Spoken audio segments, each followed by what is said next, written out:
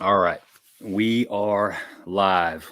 Welcome to another episode of 10 Horse Money YouTube channel, Monday Night Live. And I'm sitting on the couch by myself. JB stayed at the house because we've got I bet we've got 3/4 of an inch of sleet. It started this morning, kind of like freezing mist. The roads were slick as goose crap and kind of got a little better. And then this afternoon, it started freezing rain and sleet, and it's still sleeting out there. So he called an audible, man. He's staying at the house, so I don't blame him because he kind of lives out in the sticks, and he's got some pretty steep hills to go up and down to get into his subdivision. But thanks everybody for coming in. Monday Night Football's over with, so we don't have to battle Monday Night Football anymore, which is always a challenge for having a stream on Monday night. It seems like Monday is like the night that everything else is going on, so we got that going for us. And on the other end, we got Taylor Watkins, and he's coming back from the East Tennessee fishing show. So thanks for joining us, man. It's good to see you on the other end, buddy. Yeah, thank you, Gabe. I appreciate it. It's been a long week, and we're just getting started. So yeah, I'm excited for it, and this was a good warm up, I guess. Yeah, definitely. How has the sports show gig been going? I mean, I met you at Collinsville, which was a couple weeks ago, and then when we talked, I knew the East Tennessee show was coming up. So how's everything working out as far as that goes? Collinsville was absolutely fantastic for us. So I'm sure a lot of your people that watch here and everything, man, they really showed out for us and really came out with a lot of overwhelming support. So I appreciate that, and thank you to all of you that came by and supported us. We're definitely trying to grow in East Tennessee. So I kind of learned that this week. It's just we're not really that well known on in this area, in this East Tennessee area, and but that's my job. My job is to start growing, the brand and getting us known here in my local area. So it was really good. I'm glad that we went. I'm extremely happy that we went to Collinsville, and look forward to being at the bash and doing all of those things this year. So yeah, it's been good so far. Yeah, it's interesting how that works. It's like, so I live in Cape Girardeau, Missouri, and I'm about 4.5 hours from Lake of the Ozarks. And I've been down there quite a few times, and I've always ran into, like you mentioned, the Big Bass Bash. Omega always had a stand set up there, and I remember buying jigs and spinner baits and talking to Trey Harple there several times. And so to me, it's like it's a household name. But once you get out of a certain region, there's fewer and fewer people that know about it. So like you said, it's all about going to the shows and mingling and kind of spreading the word. That's kind of how word of mouth is how your company grows. Yeah, and I've talked to other people too that that were around us and stuff there at the show, and I've been to these Tennessee shows several times, but never as a vendor. I've always been working it with a sponsor or something like that. And learning from those guys, it's like, hey, your first year's tough. Nobody knows who you are, so they don't trust you or and things, and you build that relationship with a few people and stuff, and then it just grows over the years. Grows and grows and grows to be like Collinsville, where we have all these people there coming up with a list written out of, hey, I need Pro Megas, I need Baby J's, and I want this color and this color and this color. So that was awesome to see. And in East Tennessee, they're like, well, what is this? Tell me about this. So we were doing more explaining and teaching and stuff on at this show. So yeah. Did you guys have a decent location as far as booth wise at the East Tennessee? Because I know at Collinsville, I thought you were in a really good spot, because basically when you walk in that door, kind of go down that main hallway, and you were pointing too far down, right there on the left hand side. Yeah, we were in a decent spot, but like we were kind of like, everybody kind of hangs a right wherever they come in, and then we were like the third booth, so we always got well, we just got here, so let us look around and then we'll come back, and then they're like, hey, we're back, but we're out of money. So it's like, like, yeah, it was a good spot and everything, but it is what it is. But it was good. I'm glad we went. It was hard, man. That's a 4-day show. So yeah, it was. We set up Wednesday. Show started Thursday, Friday, Saturday, and Sunday from 10 in the morning to 7 at night. And son, you talking about some long days. That's a long I day. mean, yeah. But it's the grind, as they call it, so we're on it. Yeah, because you're not just sitting there selling hot dogs. You're communicating, talking. You're letting people know about the brand and all the different products you have. You really got to be. You got to be there. Your mind's got to Yeah. be there, focused for 4 Yeah. days. Yeah. By Sunday, I was slurring my words, and like it's like I was having to apologize. I'm like, I'm sorry. I've kind of said this same thing probably 10,000 times in the past 3 Yeah. days. So, but yeah, it's all good, man. It's part of it. I'm super excited about where we're headed and what we're doing, and kind of the team that we're building. Like I'm really excited. We've got some big things coming. So Yeah. Bradley Hallman. yeah. Yeah. So we haven't like officially announced it yet, but it's like, he mentioned a little something, and I think we're gonna do a little podcast deal with him, maybe a live one night here coming up soon, and kind of officially introduce the partnership and everything. And I'm really, really excited about that one. He's a good dude, man. He was on our stream probably. It's been about a month ago, and I didn't know him. Reached out to him just over Facebook, and it's really hit or miss. My stream, I'm not a huge YouTube channel, not that many people. Some people regionally, locally know the channel, but you get outside of this local area, and I'm not as known as I Man, would be in other places. But it's cool when you reach out to somebody and they get back to you, because it's kind of it's hit or miss. Some guys don't, and some guys do. A lot of guys don't, but he did, and we had a little conversation. He jumped on the show, and man, super stand up dude, super nice. I've texted him several times since then. I'm not going to bug him or hound him, but I just kind of keep touch with him, and that's cool, man. That's really good. It's good to see you're you're going to be working with him. It's good whenever you ask around, and it's like, hey, what about Bradley Hallman? And like, you could ask 500 people, and there would not be a single person that said anything negative whatsoever, other than he took my money, Yeah. But like, Yeah. But hey, that's why we want him, he's one of the guys. And man, whenever Bradley Hallman talks jigs, you better listen. Mm-hmm. Like, the man knows what he's talking about whenever he's talking jigs. Oh yeah. Yeah. That little LBJ, he was instrumental in kind of bringing that to the forefront. I remember years ago, and I kept hearing that acronym.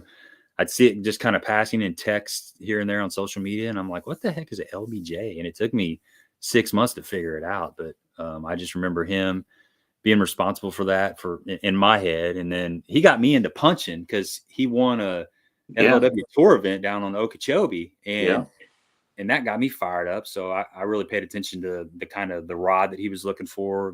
I'd done it before, but I had a really stiff rod. It was too much meat. And he was talking about having a rod that had more of a parabolic bend to it, a little bit softer action. And instead of really jacking them, just kind of pulling into them, because you got braid, there's no stretch. You don't really have to rip the fish's head off. And a lot of times you're going to, that weight's going to hit their mouth, open it up, or you're going to punch a big hole in their lip with a big hook, if you set the hook too hard. And so he got me into punching for sure. Yeah. We're super excited about that.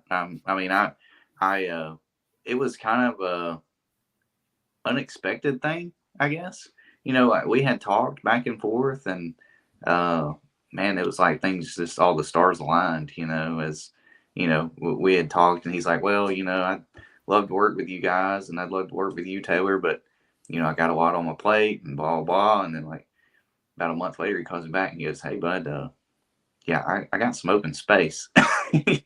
You still willing to work with me? And I'm like, yeah, dude, like, which he was still gonna, he's like, send me some stuff, I'll do some YouTube, and all that. I'd love to support you, but so it was kind of like it was meant to be. So I'm really excited about it. Yeah, and he got on the elites too, which he was working hard for that. I was so excited. If there was anybody that got on there that I was more excited to see, it was him. It was good to see him do that. Yeah. I posed the question right here at the beginning of the stream, which I typically do. Favorite cold water bait, jig, A-rig, or jerk bait, and people kind of chimed in. We got Danny Johnson fishing. He said jerk bait, and he used to absolutely hate a jerk bait. Yeah, I've been there. Just about. It's interesting how that works. If you try a new bait out, whatever bait it is, and you fish it a couple different trips and you don't have any success on it, you kind of lose faith in it. But if you pick that bait up and you have just a stellar day, it's like your favorite lure from, forever. It's like a confidence thing. Scotty Edwards says a jig. Ron says whatever Gabe's throwing. I like that. Stephanie says jerk bait. After watching our recent tournament video, we had a pretty good day over there on a local lake on jerk baits. They were biting really good that day. We caught a lot of nice quality fish. So says, my jerk bait, my jerk bait story is I threw a jerk bait for 5 years and I caught one fish every year and it was over 6 pounds until I got live scope, and now I love jerk bait. Love it, hate it. I don't know which one I like. Like we have a real bad love-hate relationship because whenever they come up there and they don't bite it, I really hate it. But and that happens a lot too. A lot. Yeah. It really does. I didn't realize, you watch these guys fishing for these smallmouth and stuff up north. And they're scoping and they're catching the crap out of them, and then you buy the stuff and put it on your boat and you go out and you realize that it's not just, you're not going to go out and catch 30 pounds just because you got live scope. I mean, it takes a lot of adjustment, and it's just like anything else. You got to learn it. You got to put in the time. You got to learn how to use it, when to use it, and when to leave it alone, because you can waste a lot of time using it. Yeah. Let's see here. Here's a hula. Tom says a jerk bait and a hula grub and a jig. Man, a hula grub. I used to throw Chomper's hula grub, that twin skirted grub, like years ago, and it was a good one. I kind of forgot about it. So I partnered up with Yamamoto this year, so I'm really excited about that. Nice. We're gonna be putting some hula grubs on some Omega jig heads and going to town. Heck yeah, man! There ain't nothing wrong with that. That's a good little combination right there. How about some small swim jigs on an A-rig? Andy says, I never throw a swim jig on an A-rig. I mean, I like to throw those a little bit smaller swim baits than a lot of people, and I got that from Ron. Ron throws he'll throw a 3-inch swim bait. Yeah. Little 3.3 or something, 3.8. With really light jig heads too. So you can slow roll it. Yeah. Got a bunch of good questions in here coming up. Let's jump back into where you were from, like what your background, like where you from, where you born, raised, that kind of stuff. How'd you get into fishing? Man, I don't even remember catching my first bass. I don't even remember catching my first fish. So from what I'm told, I was 3 years old at a pond, and but my parents used to come and pick me up from school.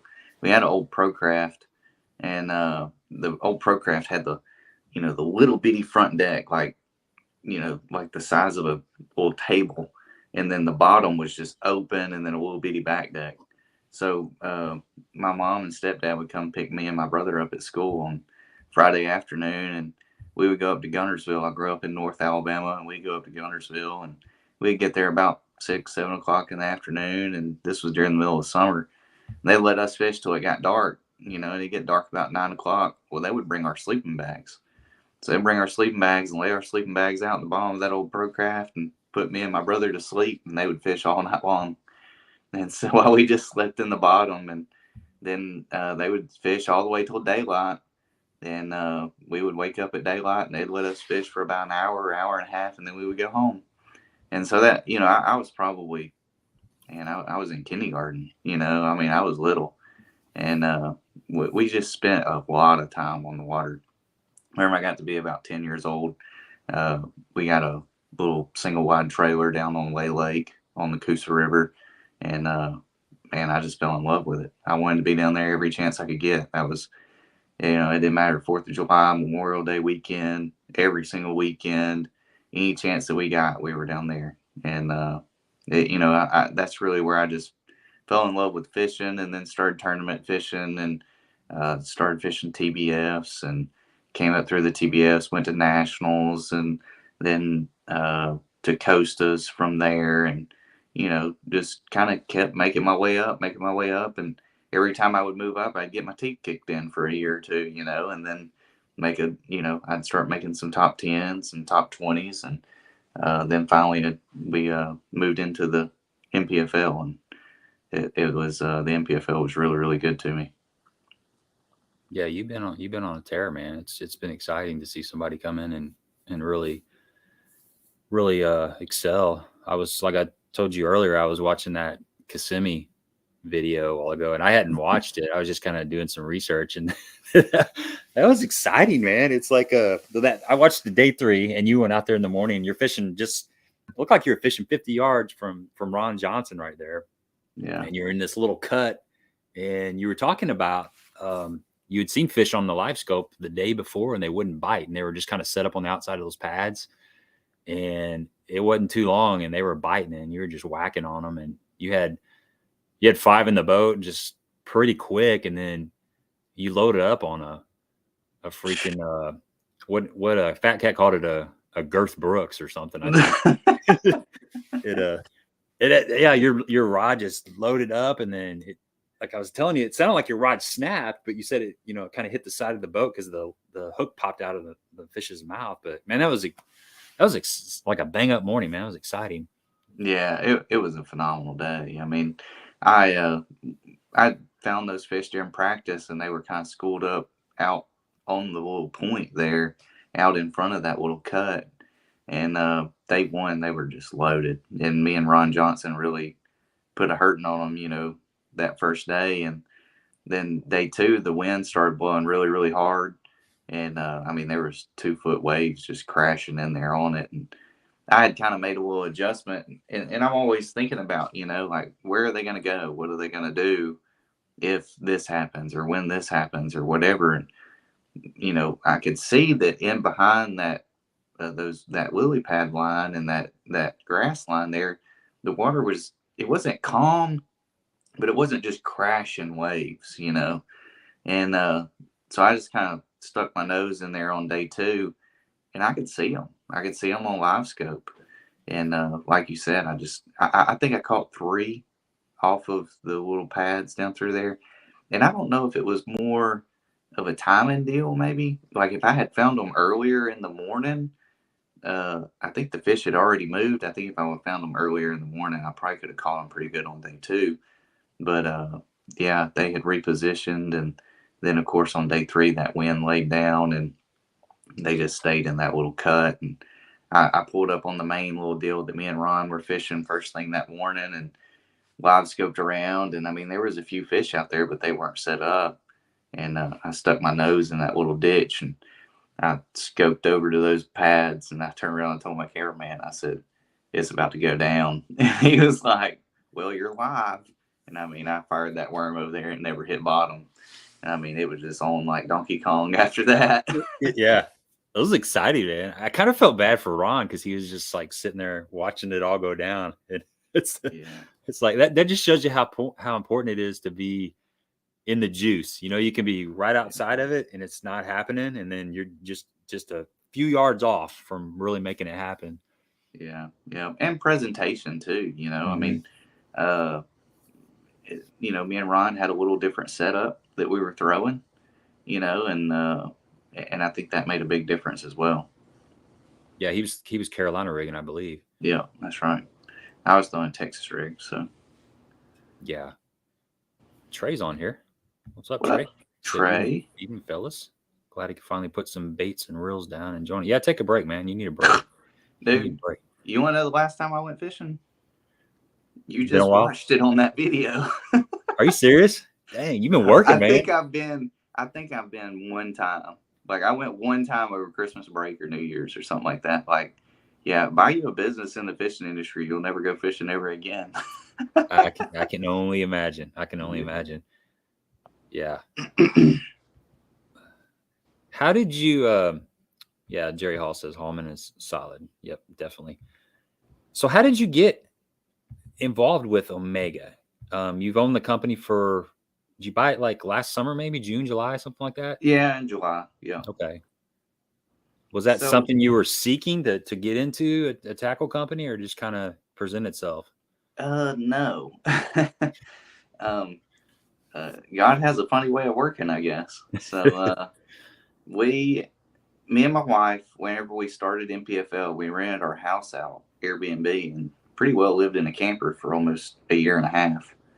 And it was, I mean, I say it was great, it was fine, but there's only so long that you can live in a truck bed camper with two dogs and a wife and not kill each other. Yeah, that's pretty You rough. know, yeah. So I had good success at the NPFL, and one of my mentors kind of, was like, Taylor, you need to invest in something. Don't just sit around and put this money in the bank and then turn around 10 years from now and you're sitting here broke, with nothing. He's like, fishing is volatile, like get it while the getting's good and make it worth it, invest it into something that you can get a return on.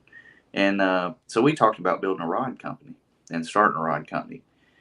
And this was kind of his idea. And I was like, man, this is not something that I want to get into. Like, launching a company from the ground up is a feat, especially in this industry, like to get something new going is just hard.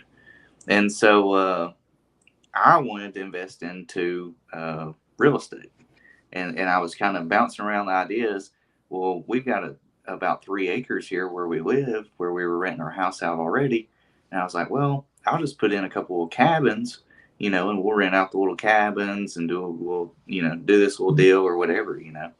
And we had a perk test done coming out to, do a perk test. Well, they did a perk test on our land and it didn't perk.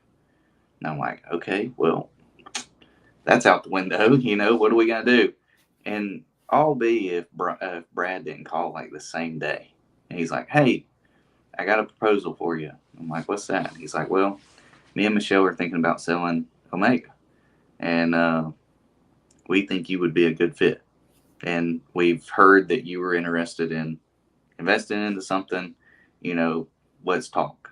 And so we ended up talking, and, Brad and Michelle were doing NPFL, and, it was just taking up so much of their time that, that Omega was just kind of sat on the back burner. It was still running and everything, and Michelle was still taking care of things, but they just couldn't promote. They couldn't get out there and, innovate new products and promote the way that it needed to be promoted to make it grow. And so we looked over everything, me and my wife, and decided that this was the direction that we were going to go. So we ended up purchasing in July, and so yeah, we're just trying to take this thing to the next level. So, has it been more than you thought, about what you thought, as far as? It's a lot. That's what I thought. I know when we talked, you're like, man, this is a lot of work, Yeah, it's. I really thought, this was going to be something that like I could just kind of promote and do this and do that. And boy, it is a lot. I mean, there's a lot that you got to, a lot of fielding emails, a lot of making sure we don't run out of things, and then working with other people like Hallman, and like, which Hallman is great to work with, but like, if I didn't have this company, that wouldn't be something that I had to do. It would be off my plate. I could be rigging a boat or working on tackle or something like that, or and I still work a full-time job too. So I go to a 9 to 5 every day. Holy cow, I didn't know that. Yeah, and I work in sales. So man, my phone just rings off the hook just about it. And which, I mean, I love it. It's great. It's fine. But it is what it is. That's what we have to do right now to to make this thing go. So, we're not taking any money out of Omega. Like that's what I tell everybody. Everybody's like, "What's your title sponsor going to be this year?" I said, "My title sponsor is costing me the most amount of money than any of my others." So, yeah, yeah. But but we're trying to make this thing grow. So that's what it takes to make it grow. You got to invest, and that's what we're doing. We're investing time. We're investing money. We want to take this thing to the next level. So. Yeah, well, you've got some good folks, the people that have been with the company for a while. Yeah. That always helps to have people just kind of fill you in on the products and things of that nature instead of going in blind. Yeah, and like Trey's been a world of help, and Tony and Chris Gebhardt and all those guys, just I inherited a great group of guys, and we plan to continue to grow that group, and I think that they're all excited. I mean, they all seem to be, and kind of rallying together and making things work. And where we were at Collinsville, we were bouncing ideas off of each other, and we've already implemented some of those. And I think this is a good group of guys and gals that all have the same goals in mind and want to see this brand grow. So yeah, it's got a good reputation, and I think it's maybe I was gonna say maybe it'll calm down, but it's one thing to just be a part, like maybe have a sponsorship or be working with a company, and it's another thing to actually be invested in a company. It's like you basically just mentioned that it's your butt on the line, and you want to make it. You don't want to slack on it, and you want to make it the best that it can be. So you're mentally and physically invested in it to make it grow or to help it grow. Yeah. Let me ask. I've seen several questions come through here. I'm gonna ask some of these. I kind of get this chat will get away from you really quick. People start piling in questions, and next thing you know, a question's been asked, 15, 20 minutes ago. So Yeah. Stephanie says, you don't have to answer if you don't want to, but do you always use your own baits during a tournament, or will you use other brands? I will absolutely use other brands if I have to. I mean, we don't make everything. I mean, I don't make plastic worms. I don't make top waters. I don't make, all kinds of things. So if the conditions call for it and there's an application for it, I'm definitely 100% going to be using my own stuff. Like I'm going to, I believe in it, so I'm going to use it. Mm-hmm. And I'll, I'm not going to use something that I don't expect somebody else to use and love. So just like whenever I took over the company, there were some things that I picked up some of the baits that I hadn't previously used before. And I mean, within the first 2 or 3 trips, I'm like, yeah, this ain't going to cut it. Like I'm going to change this. And I already have. And it wasn't big things. There was nothing like major, but like one of our buzz baits wasn't getting tuned properly. So every one of our buzz baits, whenever it goes out now, is tuned to work by myself or one of our other guys. So wherever you get it in the package now, like that thing's going to work right every time. And, it's tuned by one of us.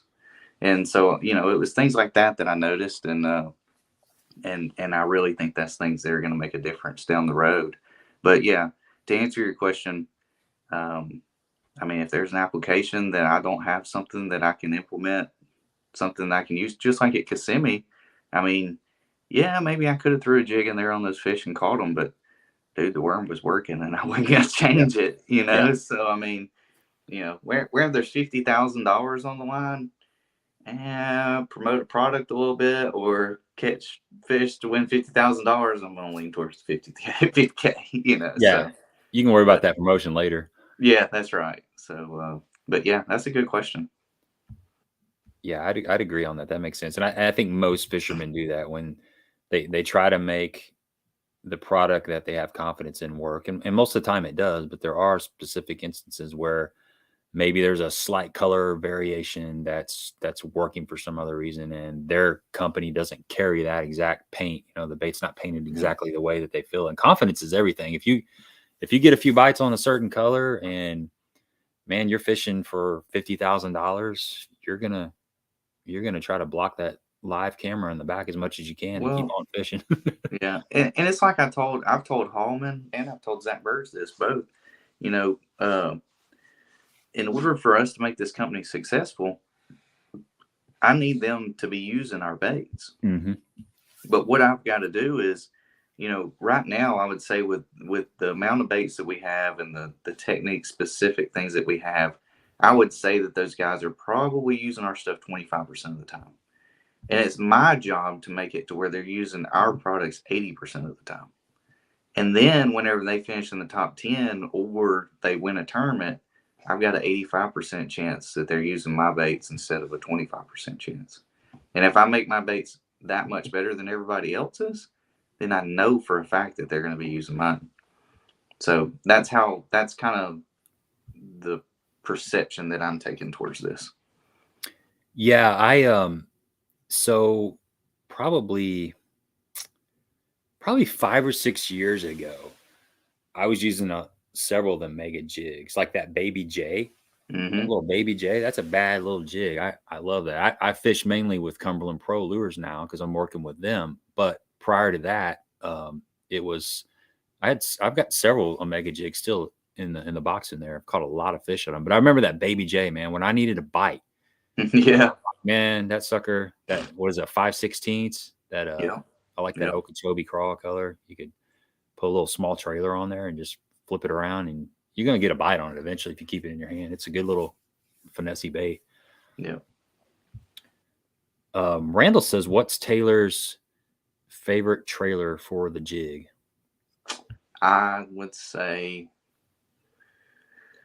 I like taking that hula grub and cutting the head off of it and just using it just like a twin tail trailer. I mean, you can do so much with that. You can put it on a football jig. You can put it on you can flip it under docks. But I'm really, really, really excited about using this new Yamacraw. So the Yamacraw is like, if y'all haven't seen it yet, it's a lot like the Strike King. What is that thing? Rage Crawl? Rage Crawl? Mm-hmm. It's a lot like the Rage Crawl. It has a lot of the similar, like the kicking action of it. The legs are made a little bit different, but what I'm so excited about it was I always liked Rage Crawl, but I could never skip it really well because the body on it was so narrow and slender. Well, this Yamacraw is like nice and fat and wide. And so wherever you slide up on the jig, it gives it that surface where whenever it hits the water, it'll skip really well. And the appendages aren't going to catch the water so strongly. I'm really, really excited about using that thing a lot this year. That's cool because that action is an excellent action. And if you're skipping docks, man, that's super important to have a bait that's got a lot of surface area. It'll make you a better skipper. Just that little tweak right there will make a big difference and keep you from getting frustrated. Yeah, and it's a Yamamoto bait, so it's got to work. Oh yeah, those are good baits. I mean, you could almost argue that the Cinco's caught just as many bass as any other bait out there. I mean, it's another one of those baits where just like the small jig, the baby jig, you put a Cinco on when you're struggling, you can usually catch a fish. Yeah. David says, Taylor, are you going to expand your plastics? I really wrestled with this where we first got the company, but I've kind of come to the determination of hey bro, stay in your lane, so like I think that's where we're going to stay for right now. I really feel like we need to zero in on our brand and what we're trying to do before we start experiencing and going off experimenting into other things. So we're built on a jig brand. We're gonna kind of stay in that realm of things and try and grow that and get everything in place like the arsenal the way it needs to be. Yeah, that's a smart plan. You don't want to get spread out too far. You don't want to spread out too thin. That's a whole nother deal. When you start getting into plastics, it can be daunting for sure. Tom says the Yamamoto Hula grub was the only thing he got bit on Saturday. So good deal. I'll keep scrolling down through some of these comments. So everybody sees that ticker scrolling on the bottom of the screen there. It says use code THM10 at Baitworks, and you can get 10% off your first order. If you've already ordered, there is a link in the description box that'll take you to Baitworks. And if you buy off that link, it helps to support the channel. So anything we're talking about tonight, Baitworks carries a lot of stuff. So I encourage you to go over there, save yourself 10%, and pick you up some Omega jigs. Let's see what else we got here. How much people talking back and forth. Yeah, Ron's saying the NPFL has given a needed platform for several good anglers. I would agree with that. There's been a lot of guys that I'd heard of a little bit, but over the last couple of years, I've gotten to know a little bit more about them. We had Keith Carson on here last year. He's a good dude, you know. Just you can see him and John Cox are almost like the same personality. It's like you're talking to the same person almost because they're best buddies. But I hadn't heard of him before the NPFL, and it is a great platform. How's that been fishing that so far? Oh man, I mean I loved it. It's you know they've done everything for me so far. You know, like I mean I've built the platform with the NPFL. I am going a different route this year. I'm going to be fishing all 9 opens, and I probably would have fished both if it wouldn't have been for Omega. Man, I really wrestled back and forth with it, and you know, if I was just fishing, then I probably would have fished both. But I really got to spend some time on the business, you know, and there's just not enough time there to fish 16 tournaments, 17 tournaments in the year and grow a business and work a full-time job and have a wife and a family. Like it's just impossible. Yeah. So when I started the NPFL, my goals were to build a platform that I could stand on. And then, you know, then it was you could fish 3 and qualify for the elites. So that was my plan, was to, you know, fish 10 tournaments and then qualify for the try to qualify through the elites while fishing the NPFL. And you know, now that they've changed the qualification where you got to fish all 9 opens, and there were some things with the NPFL early, you know, the entry fees had went up, and the travel expense was going to be extremely high for me where I live in the region that I live in, to be able to travel and fish the NPFL. And you know, my goals in life are to compete at the elites. You know, that's a goal of mine. And so I decided that, you know, this year that I was going to sign up for all 9 opens and chase that elite qualification. And, you know, I hope and that NPFL is still there whenever I come around and, you know, hope I qualify. And then I would definitely like to do both the elites and the NPFL. And I think they will be. I think they're going to be fine. I think they're doing a lot of big things. I saw today that they released that they were doing something with some kind of media group and doing some new live stream stuff that was going to be on Roku TV and things like that. So, I mean, that's a big deal. That's awesome. So excited for them. And I don't know, dude, it's going to be tough sitting at home watching that first one. I know that. Yeah, I'm sure it will be. But yeah, you're right. You can't do it all. It's funny. We're just talking about John Cox, and John Cox is notorious for fishing like 21 tournaments in a season. And but gosh, that's just, I don't know. That's too much. You can overdo it to where you can't focus on one thing. You're so spread out. You can't put all your energy. Exactly. So, and I was afraid that's what was going to happen. So when's the first open? I leave the last weekend in February for Eufaula, Alabama. So the tournament will be the first week in March. Eufaula, Alabama. Cool. Have you fished? I'm sure you've fished there before. Are there any lakes on the schedule next year that you haven't fished in the opens? Oh yeah, St. Lawrence River, Eufaula, Oklahoma, Toledo Bend. I think that might. Bugs Island. I haven't been to Bugs Island, but I think that's it. I think I've been to all the others. Yeah, that's exciting, man. I didn't know that. I just now learning that. Well, I'm excited for you. That's gonna be cool. Rick says, what is the #1 Omega bait? Man, that's a tough battle. It's pretty well neck and neck. Baby J and Pro Mega.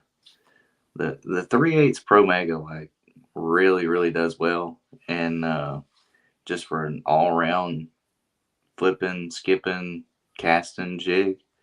But dude, the Baby J is hard to beat. Like you said earlier, it gets bit, man. If you need a bite, you can tie on the Baby J and get a bite. Yeah. I don't think Omega's in Walmart yet, but you can go to Baitworks and you can check out their whole line, or you can go to OmegaCustomTackle.com and check out all their stuff. Yeah, go support our Baitworks guys, man. Yeah, exactly. I got the t-shirt on. I got the hat. Look, I got a new hat. Nice, man. Yeah. I'm gonna try to get some of the new stuff with the little A-rig swim bait fishies on there. Let's see. Kind of looking through some more of these questions here. Jay Beffa says, good to meet you last week at the East Tennessee show. Yeah, nice to meet you, Jay. I hope not the one that gave me this sinus infection. Yeah, we were over at my mom's house Sunday. My brother's in town from Vermont. And my mom, I gave her a big old hug, and then I started to notice that she didn't sound right. She's been battling like a sinus infection for 2 or 3 days, and so far I'm good. But hopefully you're like, let me go wash my hands. I love you, Mom, but you're gonna have to stay away from you for a little bit. Yeah.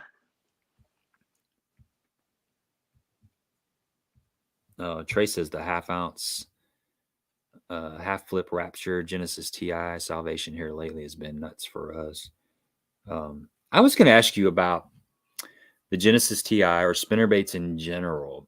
Right now, everybody's throwing an A-rig. A-rig's got the blades on it and stuff. When do you think it's too cold to throw a spinnerbait?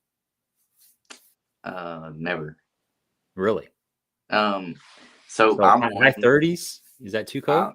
I won $50,000 at Lake Cumberland on a 3/4 ounce spinnerbait with a number 6 Colorado, and the water was 46 degrees. Nice.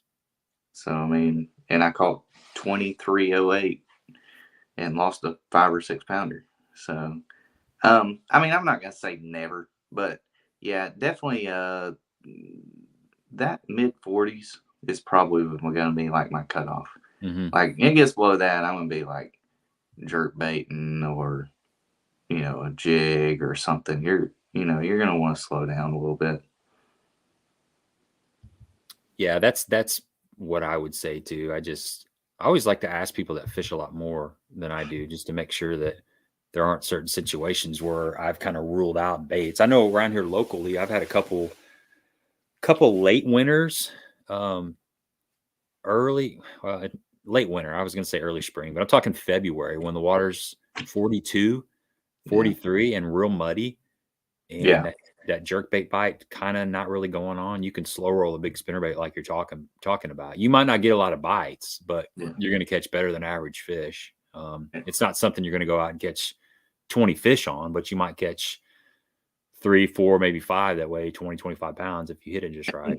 That's one thing too, is like, so when that water, especially the area and the region that you're in, when that water dirties up a little bit and gets some stain to it, typically those fish pull up a little bit shallower and they're going to pull closer to a piece of cover. Like they want to be close to something because they can't see as good. So like they want to ambush, they're going to pull a little closer to something, a piece of cover, and typically a little bit shallower. And then that's really whenever the crankbaits and the spinnerbaits are really going to start to play a little more than the A rig and the jerkbait. Yeah, and they can slow rolling it is key, but we were talking about live scope earlier, and that's something I've learned from live scope. I got live scope about 10 months ago, probably. And if a fish really wants a bait, you can't really pull it away from them. They'll come after it. I've seen those fish even in, high 40s where they'll shoot up 10 feet and smash a bait, when you're moving it kind of fast. So even though that water's cold, they can accelerate and attack something when they want to. We were having that happen when I fished that tournament with Ron a couple weeks ago. You're throwing your jerkbait out, reeling it down, hitting it about 2 or 3 times, and just letting it sit for 5, 7 seconds, maybe 10 seconds, and you hit it again a couple times. Kind of just to me, that's the standard cadence. 5 to 7 seconds, something like that. And then you get it halfway to the boat, you start reeling it in, and then all of a sudden your line loads up and one smashes it right next to the boat. That just shows you that even though the water's 42 degrees, that bait took off and it excited that fish, and he came flying after it and got it. You can't pull it away from him if they really want it. So that's kind of why I was wondering, if the spinnerbait has a place in really cold water. But it sounds like I've learned that same thing since I've had live scope. Is even in cold water, those fish, they still move pretty fast. I mean, everybody thinks that they're super lethargic and they just don't move around very much. And dude, if they make up their mind they want something, it's over. Yeah, that's that live scope is so you were talking about that Kissimmee Lake and seeing those fish in the grass. Is that something you do a lot with live scope? Because I mean, I've been playing around with it in the grass, but typically it's been reserved for somewhat of open water fishing, brush pile fishing, schooling bass, things like that. Do you use it in the grass a lot? Well, that situation was a little bit different because that was lily pad stems and Kissimmee grass mix, and the fish were actually setting up right on the edge of the pads and the Kissimmee grass. So they were actually like almost like sticking their nose out a little bit, and so I could actually see them sitting on the edge of the pads and stuff. And there was a shell bar that ran right out. So like there's a line of pads and Kissimmee grass. And then there was a shell bar that ran the length about 50 yards long right there in front of those pads and everything. And then those fish were just setting up on that shell bar and on the edge of those pads. And man, if you saw 2 or 3 of them together, it was pretty well over with. I mean, if you put that worm on their nose, it was pretty well over with. But if you keep watching that day 3, I don't know what timestamp it is, but in there, I stop and I go back and turn my back unit on to live scope, looking at the same thing that I'm looking at up front. And my cameraman actually pans down and looks at it, and you can freeze that and see exactly what I was, Okay. Just pause it and you'll see exactly what I was looking at. Like you can see the pads, and then you can see the fish sitting along the bottom right on the pads. And I mean, it was money. It was perfect. Like I turned it on and I'm like, oh, yep, right there they are. And I walked up to the front and made a cast and caught one immediately. So, I mean, it works. It's definitely a helpful tool, but it's like we talked about earlier. It's not the end all be all. That's for sure. Yeah. Are you running I'm assuming you're running the LVS 34. Yeah, I've got all my stuff set up with Bass Boat Electronics. Bass Boat Electronics, whenever I buy my boat, I buy it with absolutely nothing on it, only the motor. That's it. Take the Bass Boat Electronics and they completely rig it. And I run the Sequare power harness and Pro Guide batteries. And man, they whenever they get done with it, I could run that rocket ship to the moon and see Earth. So it's that this year was I told Jason where we got done, I said this is the best setup boat that I've ever had in my entire life, and I have zero excuses for not catching fish. And it proved to be that way all year long. You know, I never once was broke down. I never once went without live scope. I never once ran out of battery juice. Like it was a flawless boat. So That's nice when you trust somebody that's setting up your boat and they come through for you. You don't have any issues. You don't have something real wonky on there that's bugging you. You know it's going to be set up right. It makes a big difference. yeah.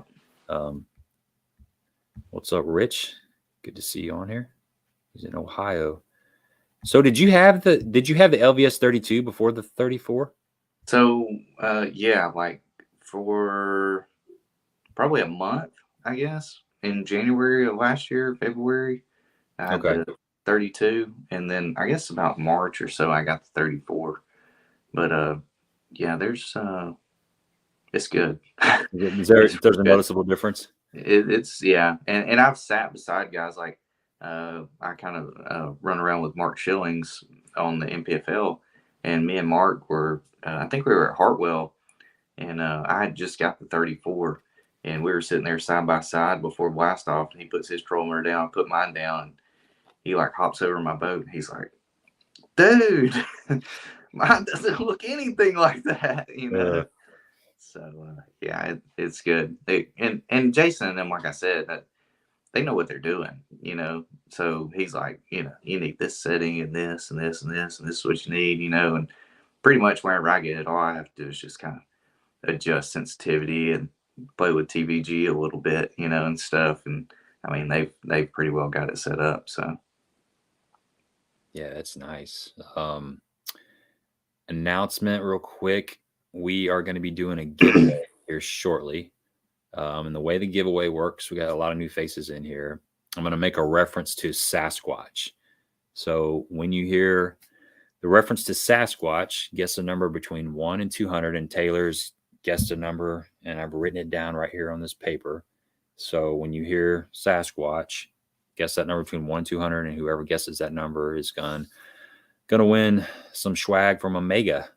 And that'll be coming up here shortly. So keep your ears peeled. Here's a kind of a jig question from Scott. What's up, Scotty? Good to see you on here. What do you think about living rubber on jigs?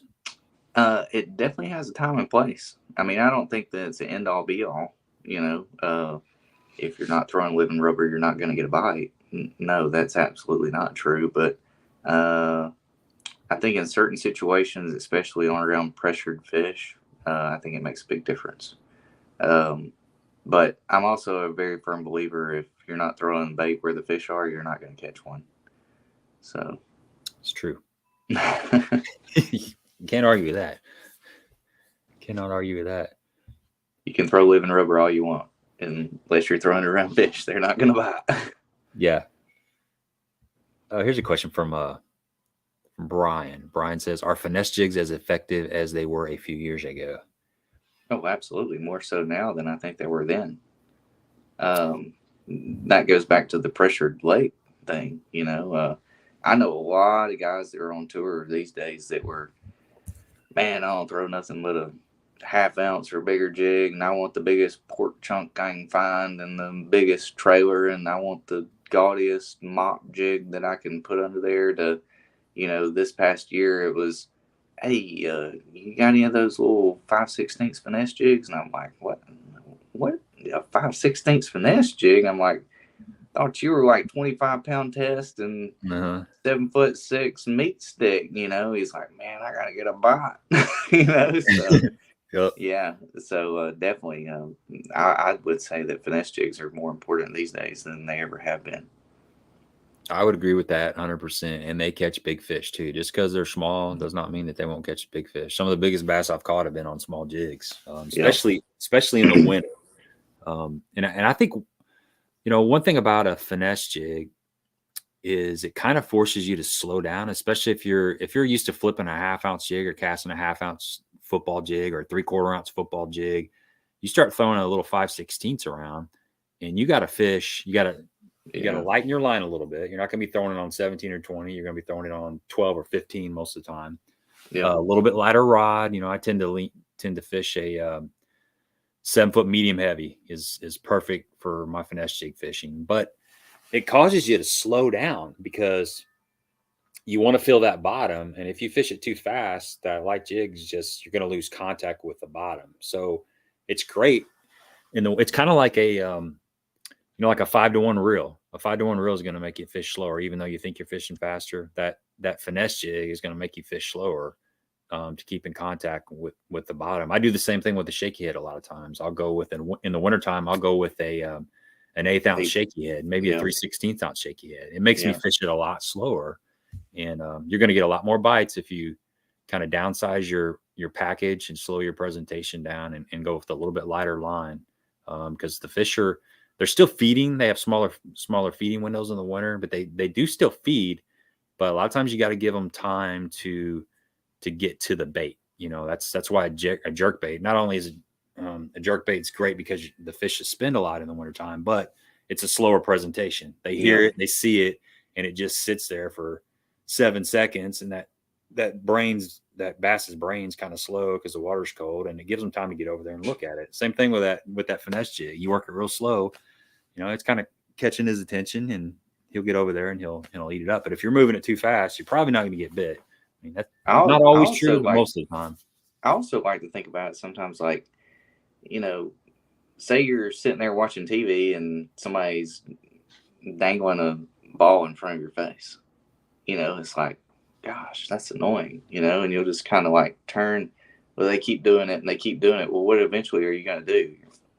Get that thing out of here, or a fly, or something like that. And that's kind of how I think about it. But fish don't have hands, so the only way that they got a chance to move it is to bite it. So you put it in front of them long enough, they'll bite it. That's a good point. That's I've seen. We had. Can't remember who was telling us about that. Anyway, they were talking about fishing a laydown, like making multiple pitches. Yeah. To a laydown. You may fish it. You may flip in there 20 times and not get a bite in that same little hole, and then that 21st pitch. Just same concept you're talking about. You're just making that fish mad enough to where he finally reaches up there and grabs it. But I do want to say this, like, don't get caught up on when you're trying. We're talking about things when we have already found these fish. Like, if you're looking for fish and you're trying to figure out a bite, cover water. Like, cover water. But once you get a bite, then start slowing down. Like, we're talking about making multiple pitches to a tree after we've already fished an area, like whoever that was, I'm sure is practiced and already spent a day of the tournament there. And he goes, I know for a fact there's one in this tree, and I'm going to flip in this tree until one bites. We're not talking about just going to a random tree on the lake somewhere and spending 35 minutes flipping in that one tree. We're talking about after you've located an area that is holding fish and active fish that are feeding. So, yeah. And, or maybe even you've got a good strong pattern going to where the fish are definitely on wood and they're on a certain type of bank, certain type of water depth underneath it. That's right. You don't want to be doing this when you're searching for fish. Yeah. So that brings me to something I had written down. What are some of the differences you see with professional level fishermen versus a weekend angler? Some things that maybe the weekend angler does different or the pro does different than the weekend angler. I personally think that sometimes people are fishing a little bit too slow, trying to locate fish. And I think, I do own a bait company, so y'all go buy up all the baits. But I think people get too hung up on color. I think they get too hung up on baits. And me personally, whenever I practice throughout a day, I might change baits like 4 times, maybe 3 or 4 times. And usually it's situational. Like, usually I'm throwing a crankbait. Like, if I'm throwing a DT6 or something, or some kind of crankbait, like, and I'm on this type of bank, and then I kind of move to a different area of the lake, and I'm not keeping contact with the bottom, well, then I'm going to go to a little bit deeper diving crankbait. That's when I'm making changes. And I will make some color changes based on water color. But I think some people get too tied up with, man, my jig's got to have 2 strands of purple in it, and if it ain't got those 2 strands of purple in it and 1 strand of orange and 14 strands of green and a blue one, it ain't gonna get a bite. Like, I don't think that's the answer. I think, like I said earlier, if you're not fishing where the fish are, you're not gonna get a bite. So I think that's one of the bigger things is the difference between an experienced angler and somebody that's just getting started, and confidence. So like, if I've noticed this before, like fishing with other people, I'll pull up to an area, I'll put the trolling motor down, I might make 3 casts and be like, all right, let's go. And they're like, we just got here, and I'm like, it don't feel right. What do you mean it don't feel right? And I'm like, well, it just don't feel right. It don't look right. This is not what I'm looking for. I've got something in my mind that I'm looking for, and I think that the more weekend angler, it takes them a little bit longer to get that gut feeling, and trust it. They may be getting it. They may be getting that gut feeling, but are you trusting it? Are you trusting that feeling and really listening to it or not? Yeah, I think also, I mean, I guess technically I'm a weekend angler. I mean, although I don't fish on the weekends that much, but I'm not out on the water as much as a pro by any means, but I'll find myself having to stop myself from expanding. Like say I'm going down a little stretch and I catch a couple fish. Well, next thing you know, I want to keep going down that bank, and I keep going, and I'm like, okay, I'm going to make a few more casts, and then I'm going to make a few more casts and a few more casts. And next thing you know, it's been 45 minutes and you've got away from the fish. Yeah. That's something that I've been working on the last couple of years is when you get a little bit away from that area and you're not getting bites anymore, there was probably something going on right there. Maybe you need to go back and look at it. Maybe you need to graph it, put your, scan around with your live scope and see if there's something obvious, and then move. But I think we have a tendency of, and a lot of it's because we're just out there relaxing sometimes, and we just want to go fishing, so we just kind of keep going down the bank. And if we would have picked up and tried to look for that same situation somewhere else, we might have caught 4 or 5 times the fish that we did when we were just going down the bank. I'll tell you something else too, is people give themselves too much credit. They think they caught them all. Man, I wore them out down that bank. I caught them all. No, no, you didn't. You can turn your little happy butt right back around, and I guarantee you can catch 3 or 4 more. And they'll fish down a stretch, and be like, man, we really smoked them on that bank. We caught 5. Let's go. Shoom, they're gone. Whereas if they would turn around, they would have called. And if they would turn back around, they would have called one more time. And they would have turned back around, they would have called one more time. Then at the end of the day, at 11 o'clock, they're sitting on 18 pounds instead of what they caught at 8 o'clock that morning. Mm-hmm. Because they done took off and went running somewhere way up the lake that there wasn't even any fish biting. So is it hard to, when you go through an area and you catch a few fish, or say you're on a point, you get a few fish, and how do you keep that focus, like that same, a lot of times you go through an area and you're really focused, you're fishing slow. Say you're fishing a jerkbait right now. It's that time of year, or a finesse jig. You're really, you're really focused on your cadence. You're paying attention to everything. You're watching your line for it to move off or twitch. You catch a few fish, and then you go down an area, you keep going, and you maybe don't get any bites, and you come back through that area. Sometimes it's hard to show that same amount of focus because you've already fished that area. It's not fresh anymore. Maybe maybe you're in a hurry to get to that one log that you caught a couple of those fish on. So you probably pass up a few fish because you're in too much of a hurry.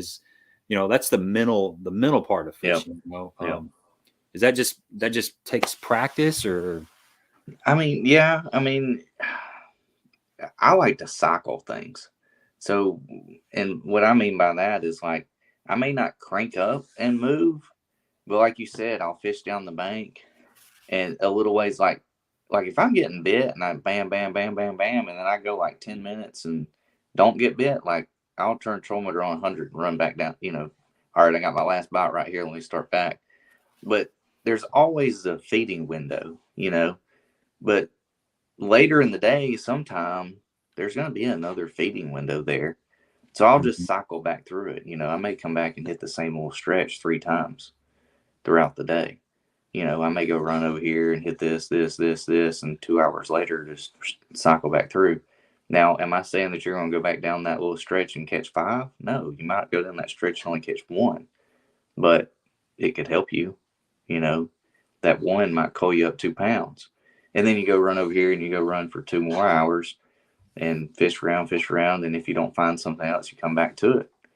We'll scroll up through there one more time. You call up one more time for a half a pound. Well, that half a pound might be all the difference in the world. You know, whereas you could have went running around all over the whole lake and burnt $100 worth of gas. Never got another bite. Yeah.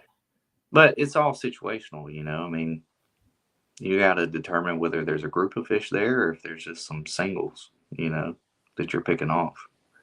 Yeah, that's key right there. Is that that fish are, is that a feeding area that fish are pulling off of and they're actually coming back in? And even though you've pulled 5 off of there, is there going to be some more that come, some fresh fish that come into that area? Not necessarily like a pre-spawn, post-spawn spot, but there are, you know, even there's places like where it'll come off the bank and it'll make a little shelf, especially where y'all are.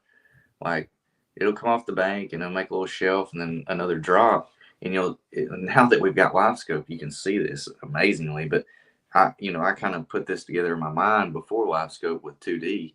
But like, so the bank comes off like this and makes a shelf and then drops off again. Well, man, I caught them on a crankbait, you know, and this shelf is 6 foot of water. Man, I caught them on a crankbait this morning. You know, they were just eating. Well, they were up on that shelf feeding. Well, then now with live scope, we can see them. Well, they're not getting bit. Well, they're sitting right here. That shelf is right here. Well, those fish are ding, ding, ding, ding, ding, ding, right off the side of that shelf, you know, just sitting there suspended. Well, then all of a sudden, you know, you're fishing, not getting bit. You might throw a jerkbait to them, might throw, you know, whatever, an A-rig to them, whatever. Those fish are not very active. You might get one to bite. But then all of a sudden, you'll be looking, you're like, man, where'd they all go? Man, they all disappeared. Well, all they did was just sucked right back up on that shelf and it's feeding time, you know. And I noticed that on 2D sonar on Chickamauga. You know, I'd be catching them. Boom, boom, boom, boom. There wouldn't be nothing under the boat. You catch them for about 10 minutes. And all of a sudden it's like, golly, man, there's just fish all under the boat, you know. Well, then you stop getting bit. Well, you just fished and fished and fished. And 2 hours later, 3 hours later, it's, man, where'd all the fish go? They ain't under here no more. They ain't out here anymore. You know where they go? Bam, they're up there on that little flat feeding again, you know. And I think that's, you know, a lot of things that happen. Those fish don't leave. They're not set up. They're not ready to eat. Wherever I was at Kissimmee, there was 2 different bite windows. One was from daylight to 10 o'clock. The other one was from 2 o'clock to 5, you know. Now, I'm not saying it was every cast, but it was like, you know, every 30 minutes you caught one. I would say that's a feeding window. Now, first thing in the morning, of course, it was really, really good. But after live went off after 2 o'clock, I told my cameraman, I said, we're fixing, like, I'm going to call up again. And I caught 2 more 6-pounders after live went off between 2 and 3:30. Yeah.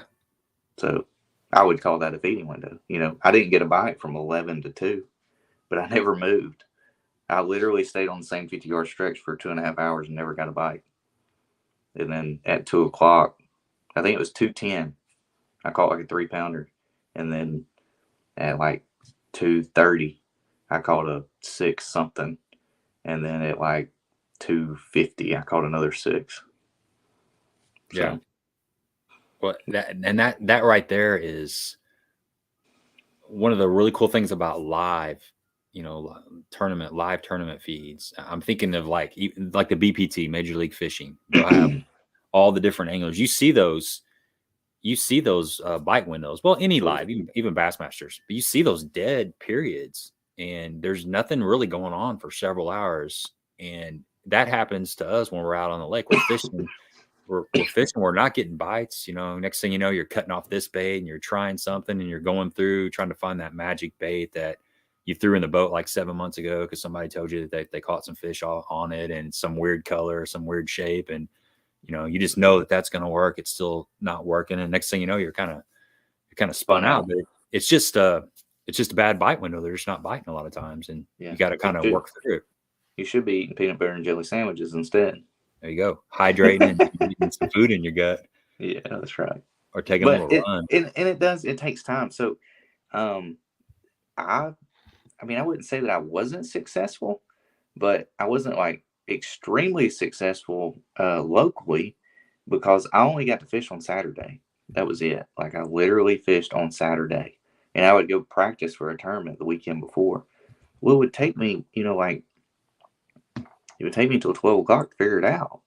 Well, then by then it was 2 hours to weigh in, and I would finish 12th, or I would, I mean, we're talking about 200 boat tournaments, but I never could win one because I never knew when those bite windows were. I didn't know when to be where. So if you do only get a chance to fish on Saturday or something, like, don't get frustrated. Like it's part of it, like you're going to hit them, you're going to miss them, but if you get the opportunity, the way that you learn, I've learned more spending a consecutive 5 to 7 days on the water in a row than ever before. Yep. Because you see it, you see the weather change, you see the barometric pressure change, you see the bite windows.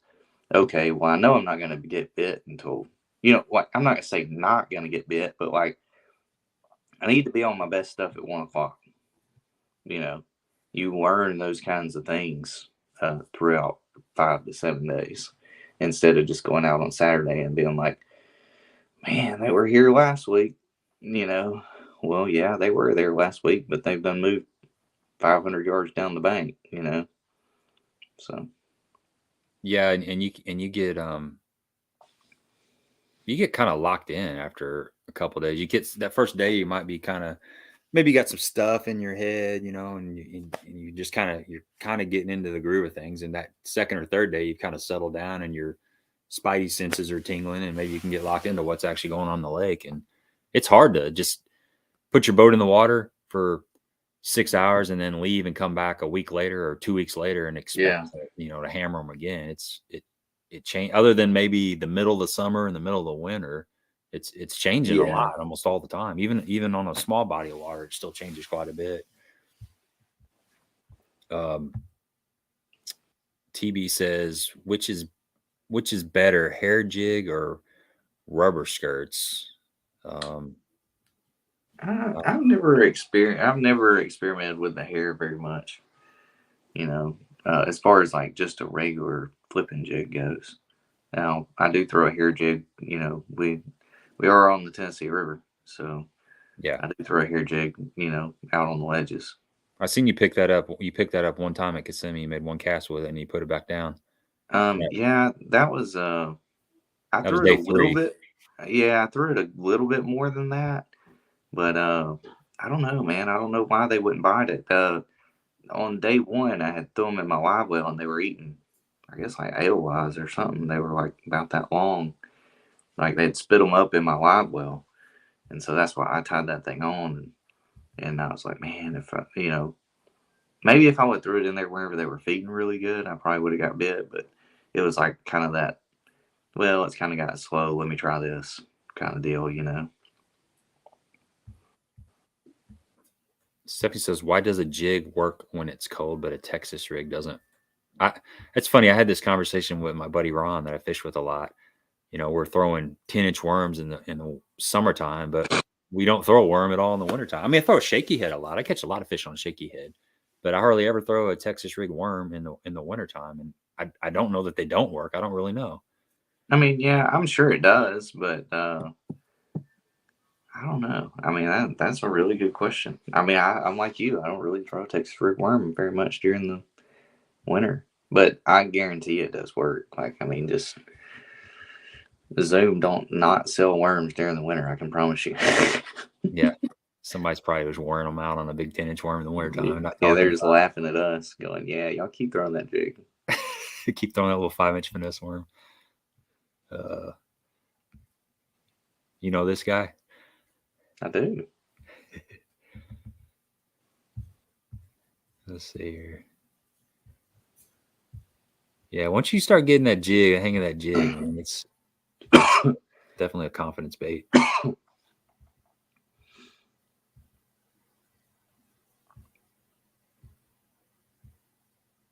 Check some of these questions here. Okay, here we go. Here's a good one from Kevin.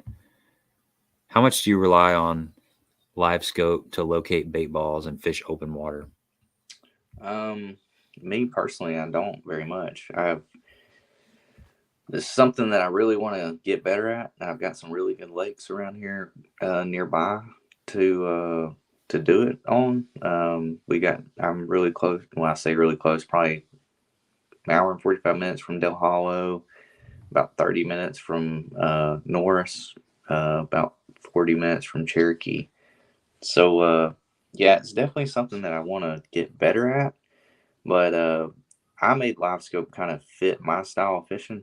Like if you go back and watch that Kissimmee event, like I was using live scope power fishing on the bottom, and that's kind of how I've used it. I use it more to locate brush piles, locate structure. I like to structure fish with it. As far as just suspended fish over open water over bait balls, I'm still experimenting.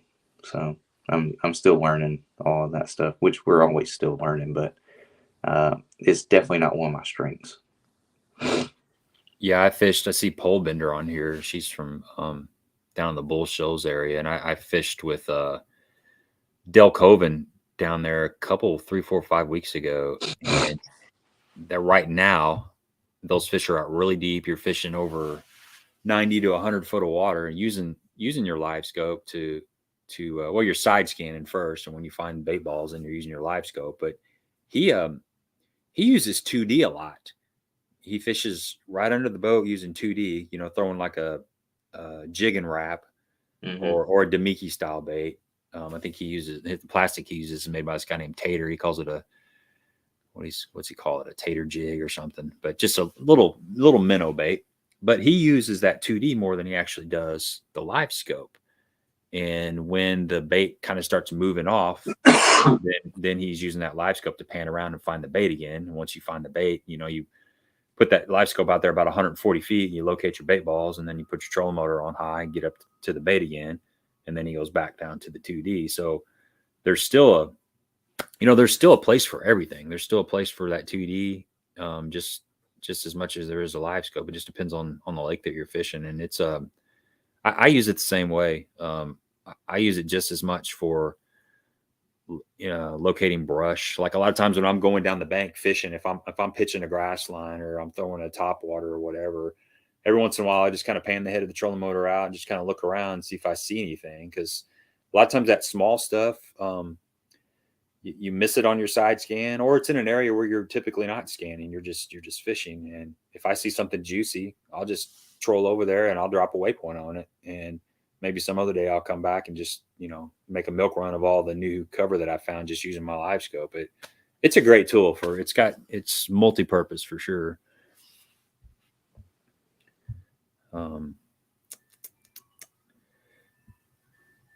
You have a fishing hero when you were young?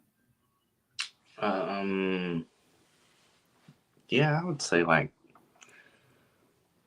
don't know. I guess it'd be like Denny Brower. Yeah, Denny Brower. I mean, I had a lot when I was growing up. Like I liked Skeet Reese. I had several. I remember the first time I was driving to Truman Lake, and you go through Camdenton, which is where Denny Brower is from. And I kept thinking I was going to see Denny Brower walking down the street or something. I was so excited because I was driving through Camdenton. I kept looking around, and I'm like, never saw him, but I was just excited because, yeah, he's one of my heroes too, for sure. Pole Bender says they're still catching them shallow on bull shows. Let's see. Yeah, Jim says, Tactical Bassin says you can substitute a finesse jig anywhere you use a shaky head. You sometimes, Jim. I mean, yeah, definitely. But there's times when they want that jig or they want a shaky head for whatever reason. But Omega's got the best of both worlds. We got a little thing called the Salvation Head, and it's our shaky head, our shaky foot. It's a 1/2 ounce shaky foot with a collared neck on it with a skirt on it, a finesse skirt. And then instead of the weed guard coming out of it, it's got a screw lock. So you can just put a finesse worm on there. So it's a finesse worm with a skirt. It's a shaky head with a skirt. Whenever I first got the company, that was like one of the first things I was like, this thing is amazing. You know, like I'm like, what am I? Oh my gosh, there's so many things I can use this for. So yeah, good little bait to check out. There you go. Go over there to Baitworks and pick you up some. Ben Jenkins says, do you think that LiveScope has eliminated another bass angling skill set? Eliminated? Absolutely not. Added to? Absolutely. Mm-hmm.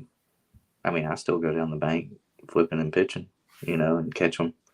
Now, I'm not going to say that I'm not going to pan that thing out there to the right every now and then or the left and, oh, there's one on a stump, you know, and pitch over there to it. But to eliminate anything, no, I don't think so. Yeah, I mean, LiveScope's, it's been controversial to some people. To me, I think it's hyped up more than, I mean, I don't know. People have kind of got out of control with what they think about it. I think it's just a tool, and you still have to know how to pattern fish or locate fish. You still got to kind of know where to look for the fish. You can't just, if you just go down the bank with LiveScope, you're gonna run out of time before you find the fish. Probably, you know, you got to get in the right areas. You got to kind of know seasonal patterns, and I think that's why somebody that's fished for quite a while and they can integrate it into their skill set, there's a pretty good advantage to work it into their, you know, their knowledge that they've already gained over years and years of fishing. Are there some people that can just get it and go out and catch fish? Yeah, there are some people, and it cuts down on the learning curve some. You know, you get some of the high school anglers and stuff that are younger, but they're spending, you still have to go out and spend 5 days a week on the water over and over and over and over and over before you get good at it. I'll guarantee you their first year with LiveScope, they'll probably finish worse than they ever have, because they're going to spend countless hours throwing at fish that are never going to bite. Right. Yes, I agree with that 100%. You got to, and that's what I did too when I first got it. I spent a lot. I'd spend 45 minutes fishing for a group of fish. Two fish. Yeah, 2 or 3 fish. You chase them around. You're like, dude, I haven't even moved 10 feet in the past 45 minutes. It's another technique almost in itself. It's just another till. Darius says, do you ever fish Center Hill? No, it's a little bit far for me. I've got too much good stuff around me. I'm closer to Knoxville than Nashville. Okay. Jim says all misinformation. Fake news, I guess. What about you ever have any Sasquatch sightings down there in your neck of the woods? Have you heard of anybody that's have any? We're in Tennessee, dude. He might be peeking in my window right now. It's possible. East Tennessee's kind of a hot spot for that stuff. I live in Oak Ridge, so we have a place called Y12, and that's where they built the atomic bomb that they dropped on Hiroshima. So apparently we have glowing deer, and really, yeah, that's what they say. Radioactive deer. So I'm sure there's got to be one around somewhere, you know. Well, there's he probably uses the glowing deer for a spotlight. It's possible. There's all kinds of theories about them, and some of them say that they do come from government facilities, and there's some kind of crossbreeding program between. I don't know. There's all kinds of weird theories about there. But East Tennessee, I bet Luke Dunkins probably saw one. I'm sure he saw one sometime. Here's the hard part. I got to scan through all these numbers. Hey, can I give a hint on the number? Yeah. The number is my lucky number. Okay. There you go. Anybody that knows Taylor would know this right off the bat. I bet your wife can guess it. I don't know. If my mom's on, she will.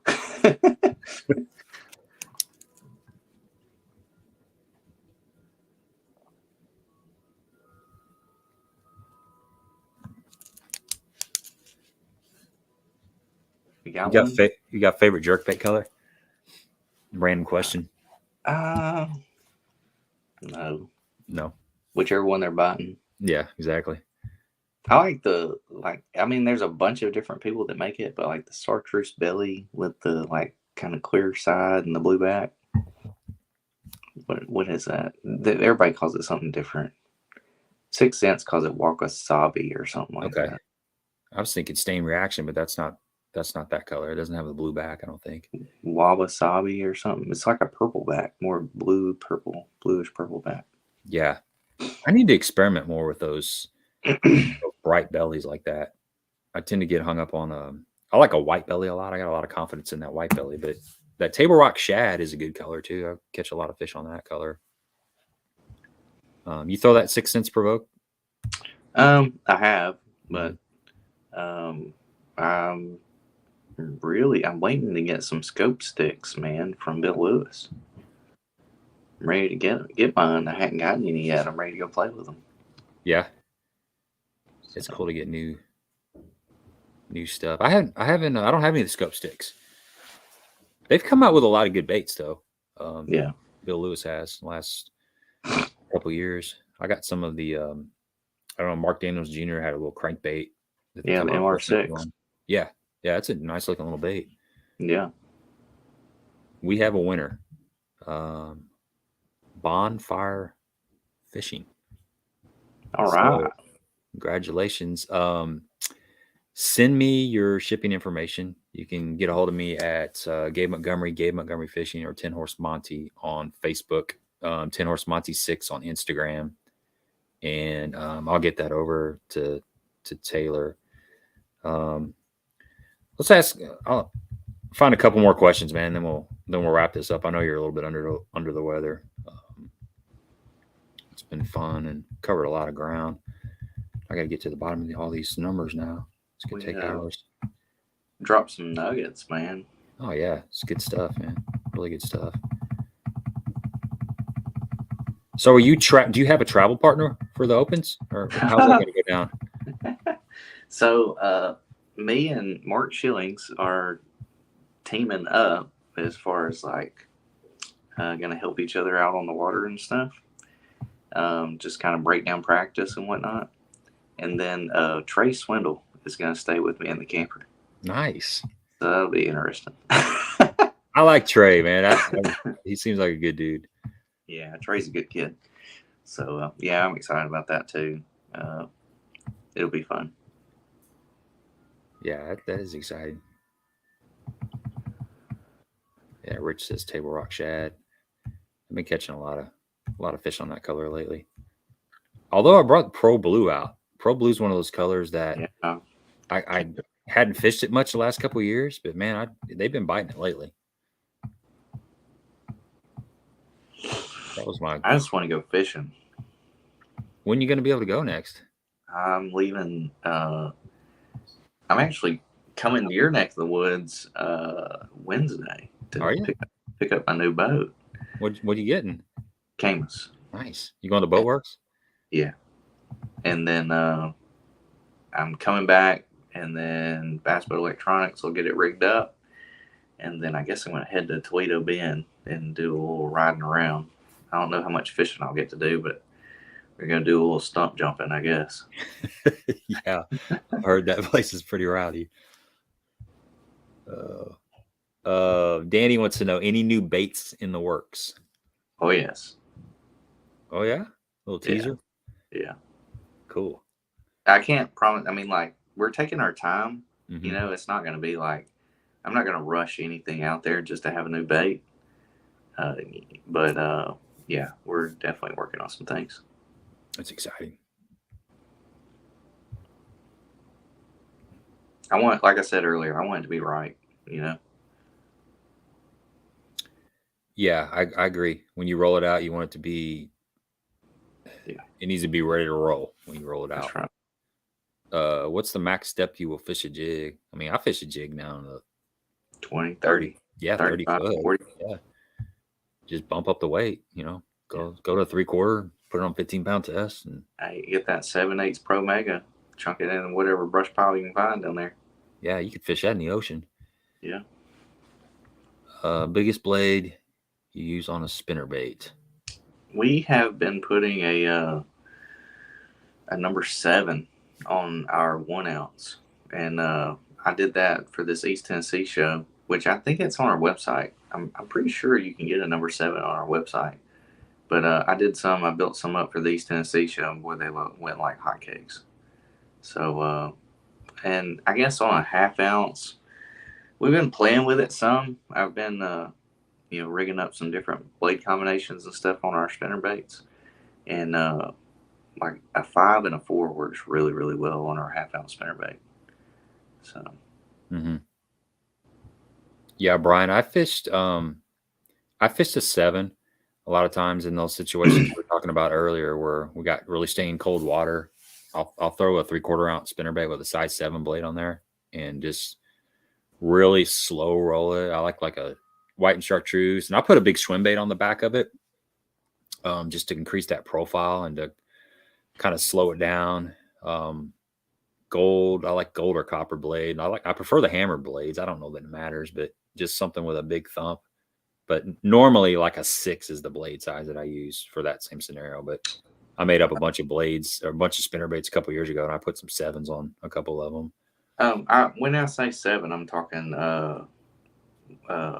Willow. Okay. Not Colorado. I would say a 6 is going to be probably the biggest you're going to put on a Colorado. Mm-hmm. Yep. It's got to be balanced right.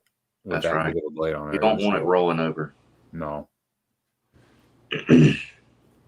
Andy said he would hate to be pulling a new boat on these roads. Oh no, yeah. I hope all that's gone. That y'all send all that out of there. Yeah, it'll be gone by then. All right, one more question here, and we'll let you go. Let's see. What is the rod you use to throw a jig on?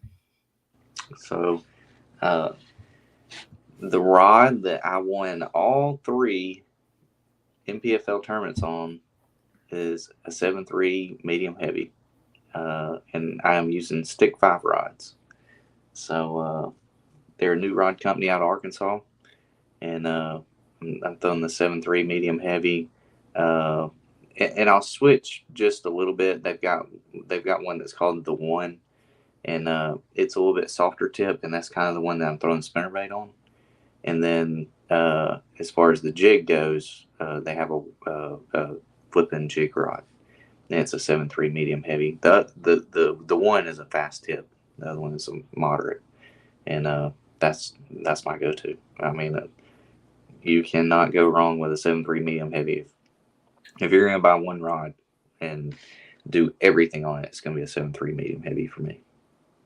That's a really nice length. I got a football rod that's a 7'3" that I fish. It's like one of my favorite 3 rods. I always seem to go to it. You can do everything with it. It's a good length. I used to say 7 foot medium heavy, and that's a good length too, but 7.3 is right in there too.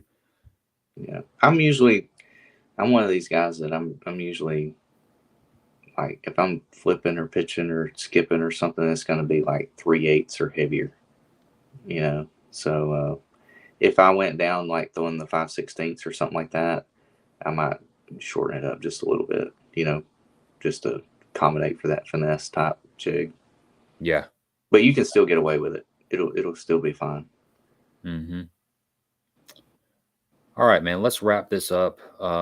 It's been great hanging out with you. Really appreciate you taking time out of your evening. I know you've been on the road for a while, and you're getting the grind's continuing. So yeah, that's right. I hope you get to feeling better. And want to remind everybody that's on here to go to Baitworks. You can use the code THM10, get you 10% off your first order. Any of the baits that we talked about tonight will most likely be on there. Give them a look, support the local companies. Go check out Omega for sure. Making a lot of good products. Good luck on the opens. Yeah. Next year. And we do this every Monday night. So if you guys are not busy next Monday night, stop by and hang out with us. We'd love to have you back. And any closing thoughts, shout outs, anything before we let you go, Taylor? Yeah, just y'all follow along. Go the best way that y'all can support is go follow along at follow Omega on Instagram, Facebook. Follow me. I have Instagram, Facebook, Taylor Watkins Fishing, and that's a huge part. Just like y'all, follow Gabe along and stuff and support him, then we'd appreciate that back, and that means more to us than anything. Of course, support the people that support us both, Baitworks, and check out Bass Boat Electronics, and just all these people that help us be able to keep going. It's a dream, and we want to keep this dream alive. So y'all support means so much to us all. So amen to that, man. I left links to all your socials and stuff in the description box as well. So you guys can go in the description box and click on any of that and help support Taylor and Omega. So that's it. We're going to wrap it up. Thanks everybody again, and we'll see you next week.